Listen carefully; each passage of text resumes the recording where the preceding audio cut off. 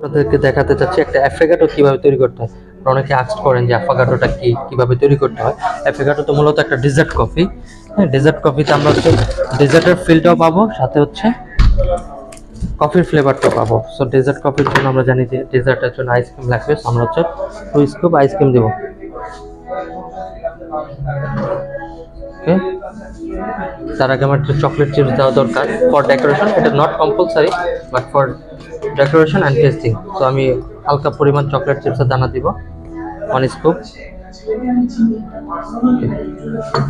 2 scoop add করা enough for this.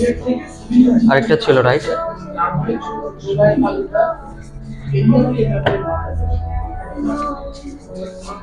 এই যে এসপ্রেসো পুরো একটা ঢেলে দিলে বাস হয়ে গেছে একটা অ্যাফোগাটো। আর উপরে চকলেট সিরাপটা দিতেছি একটু চকলেটি ফ্লেভার আর হচ্ছে ক্রেমানেসের জন্য। এইভাবে তৈরি হয়ে যায় একটা অ্যাফোগাটো। ওকে,